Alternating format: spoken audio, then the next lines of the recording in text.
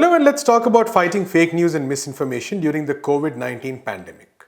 A few weeks ago, the World Health Organization Director General said that we are not only fighting an epidemic but also an infodemic. He was referring to the waves of fake information and misinformation that have accompanied the disease. We in India have been especially hit hard by this infodemic. Prominent people like Amitabh Bachchan and Rajinikanth have been caught spreading wrong information. A former director of the Indian Medical Association, doctor, came on camera saying that how lighting lamps would help drive the coronavirus away, and he even brought in quantum physics and string theory to justify this argument. According to some people, every household item around us is apparently the secret to curing the disease. And that too, all this is testified by ancient science. Amid this, WhatsApp has declared that it will place restrictions on forwarding viral messages. Apparently, you can forward certain viral messages only to one chat at a time. But will this help check the spread of fake news, misinformation and pseudoscience? Especially when those at the very highest levels of government may be involved in this. We spoke to Bappa Sinha of the Free Software Movement of India on these issues. Thank you so much, Bappa, for joining us. So there are two questions here. One is the question of direct fake news. And WhatsApp has taken one move regarding the forwarding of viral messages, as we talked about. And then there's a larger question of, say, how exactly does accurate information get conveyed at this point of time and what are the barriers to that? So we look at both these questions, but first let's look at the technical aspect first. Like earlier also we've seen calls on WhatsApp to do some self-regulation when, for instance, during the time of the elections, and these really have not worked. So do you think that something like this step, say reducing the number of viral messages being forwarded to one at a time is going to make a huge difference? See, I don't think it has made any difference. Right? The government before the Lok Sabha elections had basically limited the number of messages being forwarded to groups to 5, right? But we have seen for the last 1 year that hasn't caused any difference in the kind of messages and the virality of those messages on WhatsApp, right? Even though you can forward to only 5 groups, but you can copy the message and send it to like how many ever number of people you want to send it to, right? So there is one way to look at it is the technical aspect of looking at it, right? But we also have to look at it from the legal aspect, right? So does the government have a will to cut down on the virality of these fake news, hate news? It clearly looks that is not the case, right? Because WhatsApp is just one medium, right? It is the government's Brahmastra, so to speak, right? I mean, this government thrives on fake news and communal hate agenda. And WhatsApp clearly is the platform of choice. But we have seen even on public platforms like Twitter and Facebook, representatives both from BJP and from the government have outrightly indulged in both fake news, superstition, pseudoscience, and also outright communal polarization, right? And it probably this is the while like other right-wing governments all over the world are doing the same, right? I mean, you have Trump in the US, Bolsonaro in Brazil, indulging in such stuff. But this kind of communalizing an epidemic, what we are seeing now, I don't know if there is any other example in the world today which is communalizing an epidemic. There is no examination of fake news in isolation from the politics around it, which is a problem with a lot of the fake news narrative because it just treats it as a matter of facts and correcting the facts as opposed to seeing the politics around it. But coming to the larger point you were raising about the communalizing of, say, the epidemic itself and connecting it to this issue, which is the question of wrong information being spread. You've done some work on the government's claim that the Tablighi Jamaat cases are responsible for the massive spike. And also you've run some numbers about the spread of the disease itself. So could you talk a bit about that also? Because I think it's very important in this context because it kind of challenges the kind of narrative that the government is spreading. And while that's not exactly in the realm of fake news, it's nonetheless in the realm of transparency, which is very important in the epidemic. It's both. I mean, it is fake news, and I mean, if you look at, for example, what Amit Malviya is putting up on Twitter even today, right? Just before getting on this call, I looked at Amit Malviya's tweets today, and he is saying that, explicitly saying that Tablighi Jamaat is responsible for the explosion of the epidemic in India, and that Tablighi Jamaat is a Muslim fundamentalist terrorist organization. He uses those words. Now, Amit Malviya is not a random troll. I mean, he is a troll, but he is also the head of BJP's IT cell, right? So this is coming from the very top. This is their agenda. They want to push this. And they want to push this in order to cover up for their incompetence in handling this epidemic, right? So Amit Malviya is from the party, right? But let's look at what the secretary to the health ministry said a couple of days back in the press conference. He takes this like daily press conference at around 4 o'clock every day. Joint Secretary Love Agarwal. Yeah, Love Agarwal. So he made this statement on, I think, day before yesterday, that India is currently, the COVID-19 epidemic in India is currently doubling at a rate of currently doubling every 4.1 days, right? But he then went on to say that without Tablighi Jamaat cases, we would have been doubling every 7.4 days. Now, between 4.1 and 7.4 is a huge difference, and you're talking about exponential rates. So that is like 4.1 is well, things are not rosy, right? At 7.4, you would have said, oh, we have bent the curve. So then the implication is he's saying that we would have succeeded in bending the curve or flattening the curve, which is what the rest of the world is talking about, but for Tablighi Jamaat. Now, I ran the numbers, and this is just a blatant lie. This is like, there is no two opinions about this. This is lie. You can mathematically prove this, that this is a lie, right?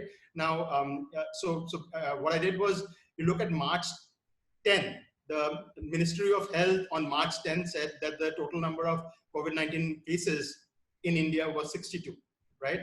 On April, when he made in the press conference, he gave out the numbers, and he said that the current numbers on that date was 4057, 4057. And that, if you do the math, that works out to 4.14. He said 4.1, but fine. That he was accurate on. But in that conference, he said that Tablighi Jamaat, that 1,445 cases were linked to Tablighi Jamaat, right? These are his words. This is not something like we are taking those words on face value, those numbers on face value. Now, if you do the math, if you take 4057 and subtract whatever the Tablighi Jamaat cases 1445, you get roughly 2622 to be precise cases. Now that works out to a doubling rate of 4.63. So without Tablighi Jamaat, assume Tablighi Jamaat never happened, India would be growing at 4.63. He said 7.4, and there's like a heaven and hell difference between 4.63 and 7.4. This from the Ministry of Health directly. So, and this is not like hiding numbers. This is not under testing. This is not interpreting facts in different ways. This is outright blatant lie. So the government is doing it. The party is doing it. So, and this is fake news. Okay. So now, if you look at the other thing which we are talking about, which is the government, along with the media, has pushed this narrative that the epidemic is under control, and the government has done a very good job. They have intervened very early as opposed to the Europeans and the Americans. And this Modi is the hero, and he has led it from the forefront. Plus Modi does his showmanship. He calls for these Sunday routines of utensil banging and candle lighting, and so it's Modi. And because of Modi, we are in this situation. Now, the problem with that interpretation is that our testing rates are very low, right? So to put things in perspective, we are testing at, like the latest numbers are, we are close to 100 tests per million, right? Now, this is per day. No. The cumulative, the Oh, total okay. number of Okay. tests we have done is, see, the total number of tests we have done from yesterday's figures are about 1 lakh, give or take like a couple of thousands, right? So that is, now if you divide that with 1.3 or 1.4 billion people in India, that works out to less than 100 tests per million. Now, if you look at the Americans, and the Americans are no great standard, right? Because the Americans started testing very late, and they started testing after the epidemic went out of control. The Americans are in, like, I think close to 10,000, right? Um, uh, the European country, like Switzerland, is at 18,000, right? Even if you look at the developing world, Malaysia, which has done a fairly good job in controlling the epidemic, it is at roughly 1,700 plus tests per million. Even Pakistan is at 170 tests per million. So India is in a separate like universe when it comes to testing, the scale of testing we are doing. Now, because we are under testing so severely, effectively we are blind. And I plotted the India's death rate from COVID-19. So India's first death was reported on March 12th, and the 10th death was reported, I think, on March 24th, right? Now, if you start your series from either of these two dates, right, and the deaths as of April 6th were 133. I think April 7th is yesterday was 150 or something. Either number you take, the death rate is currently doubling at every 3.4 days, right? So which is really closer to what we are seeing in Europe, right? It is not that this government's messaging that we are better off than Europe and US because our cases are not growing. Well, the cases are not growing because we simply are not testing enough, right? But the death rates are giving a separate story. There is another metric to look at, which is if you look at the deaths as a ratio of the total closed cases, right? So what are closed cases? So COVID-19 case is considered to be closed when when either the person dies or the person is declared as recovered, right? Now, if you look at as of April 6th, we had 133 deaths and we had 382 recovered cases, right? So that works out to roughly 26%. So of the cases which have been closed, 26% died. Okay. Now, how does this number compare with what other countries are facing? And if you look at, I want to categorize countries in two baskets, right? One is the successful countries, the countries which have which are being recognized universally as having done a good job, and the epidemic has either now trending downwards or is well in control. So that is China, South Korea, Iceland, Germany. Now, all these countries have their deaths as a ratio of closed cases at below 5%, a rate of about 4.75%. So Malaysia, that means, is doing a really good job, right? And Malaysia had incidentally a a super spreader incident. So in spite of that, they have done a very good job, and it's a developing country, right? So saying that, oh, only the developed world can do it, that's clearly not true. Now, if you look at now the basket cases, the countries which have clearly failed, right? Which is US, UK, Spain, Italy, France. There, the numbers are anywhere from like 25% to US is, I think, in the mid 30s. Italy is in 42%, and Britain, believe it or not, is at 97%. Right? So what it means, it's not like 97% of people are dying in Britain. It's that they're undertesting at such a rate, right? Then they're simply not catching the people who are not dying, right? They're the only people they seem to be catching are the people who are died, and they do a postmortem and get the declare them to be COVID cases, right? Now, but what it means is, so there are two factors, right? One is undertesting. The other is there is no absolute death rate, right? So when people say that we are estimating the death rate in Wuhan is 1.61 or some such percent, what it means is that given that the Wuhan hospital system did not collapse, that was the death rate. Now, the Italy's hospital system, which is like a developed world, collapsed, right? So not only are they under testing, but that their death rate is going to be higher because their hospital system collapsed, right? And so people who need oxygen, who need ventilators, are not able to get it. And the same is true is US. Now, I'm not saying that India is at the same point right now, right? Because at least anecdotally, we don't see people falling off in the streets, and we don't yet see hospitals collapsing and overflowing. We don't see that yet. I don't know. It may be happening in some places, but that's not been discussed, right? So why is India's number so high? It means that India is also severely under testing. We are not counting many of the people who are infected. And that is a problem. That, along with the fact that the death rate is increasing, doubling at a rate of 3.4%, suggests the epidemic is not in control, right? We also spoke to Fameer C.K of the AIIMS Nurses Union on the experiences and difficulties faced by healthcare workers. Thank you so much, Fameer, for joining us today from AIIMS, and thank you for your work as well. And to begin with, could you first describe the situation right now at AIIMS? What is happening on the ground, the inflow of patients, resources, etc.? Thank you, sir. Thank you for giving me an opportunity to speak with NewsClick.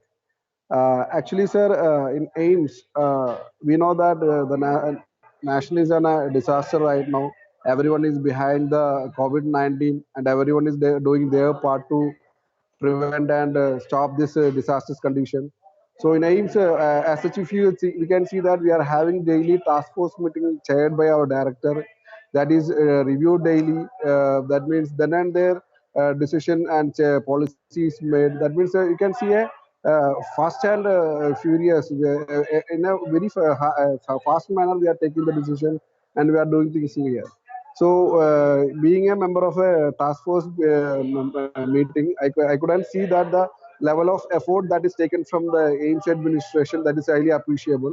Even though we are having some problem with the supply of PPEs, surgical masks, and everything, but still we are trying to manage from our level best.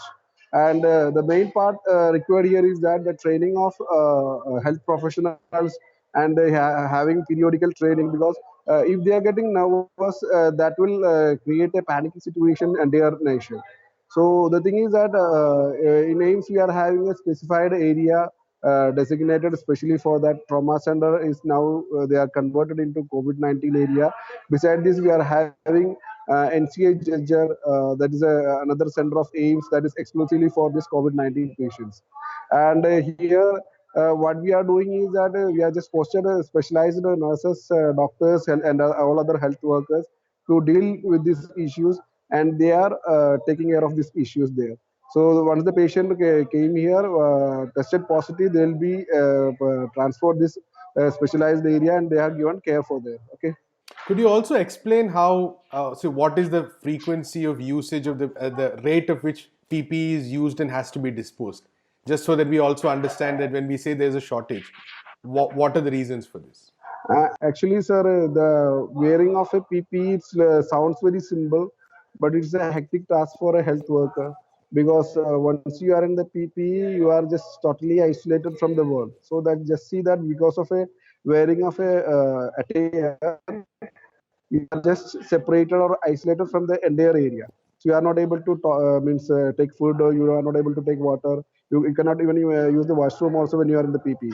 So and because of this, you have to use it judiciously. It is not possible to change it every time, because see this, if I am changing it every 10 minutes or 30 minutes, the resources will be exhausted very soon. So in our area, we are having this specialized duty hours for this staff. In some of the area, we are following a 4 hours duty. That means a person will be using the PPE for 4 hours, unless and until indicator, or else they will be using this PPE for 4 hours. And in some areas, they have practicing 6 hours duty. Though we know that it is hectic to make it 6 hours, and every effort is made to change this duty roster. So that it can be the duration of wearing this PPE can be reduced to minimum 3 to 4 hours. So that is the thing we are looking for. And have there been any issues regarding the quality of the equipment also? Because now that there is mass supply and mass requirement, what has been the situation there with that? Definitely, sir. Quality, you know that there is a concern regarding the quality always arises. So, I think during our task force meeting, director especially insisted that we should ensure the quality, even though we have to look for the quantity also. But that doesn't mean that we have to compromise in the quality. By chance and of some batch, if we are getting a means low quality one, I have a direct experience that a few days back we have received a low quality mask. That is soon when it comes to the notice of the administration, they have replaced it. Okay, even though we cannot say that we are getting a 100% quality product, but it is, can be manageable. So that is the word, because it's a disaster. We have to expect that only. And the quality we are not saying that it's 100%, but still somehow we are able to manage it. And in our hospital setting, some indigenous techniques also used to produce these things, like for face sheet and all. We are using some OHP sheets, plastic cover technique. That this all are running on a trial basis, and we are trying to overcome this shortage by use of these small techniques. Right. And finally, one important question has been that outside work. Has there been any instances of discrimination? Because we have heard reports in many cases again of health workers facing some kind of social stigma because of the fact that they're working with COVID-19 patients. So, especially among your colleagues, among people you know, have there been any instances of this? Yeah, sir. Actually, unfortunately, we have to say that this is the area we have to take more concern, because I just want to quote one, two examples. One of our staff was residing just near to the AIIMS. She was forced to vacate her means her house because of she was taking care of a COVID area, COVID hospital. But it was reported in the police and all. Police helped her to get back into that hostel. That's the one incident. And secondly, we had an issue from one hostel near to Hoskas. Some of our staffs are staying there. So their concern is that it's a hostel room. They'll be having a shared accommodation. So normal people also staying with them. So they are having some stigma there. So they have asked these girls to vacate the hostel. But they also contacted the police yesterday. So with the police help, they are staying there. Okay, Right. and even the hostel authorities, they have told that they'll give other accommodation in their school or somewhere, but they will not ensure the safety of the girls. So mainly the safety of the girls is in a concern. Another issue I just want to raise is that see, many of the staff, they are couples. So husband and wife working together, they'll be having kids. So mostly they'll be on a shift duty. They'll be managing their kids while adjusting their shift, and in between the gap, they'll be keeping the babies at the crèche. But the now is the issue is that all the crèches are closed. Right. So many of the staff is having this concern that where they have to keep their kids, and where they have to keep their old parents. Because 2 days before, I received a call from one of my colleagues. She is very proud to say that she is posted in a COVID area, and she was very eagerly want to work there. But the issue she just shared with me, that doesn't have an answer from my side, is that she is keeping her kids at her neighbor till now, because she was not posted in a COVID area that time. But today onwards, I'm going to start for a COVID posting. I'm just worried that whether that family will be allowing to keep the kids there. Right. So I think this is a big area of concern we have to address, because there is no proper system developed to take care of the healthcare workers' family. So once that part is not addressed, that means that definitely will affect the morale of the staff. They will not be able to take care of the patients properly. Right. Thank you so much, Famir, for talking to us. Okay, thank you so much. That's all we have in this episode of Let's Talk. We'll be back tomorrow with the latest news developments of the day. Until then, keep watching NewsClick.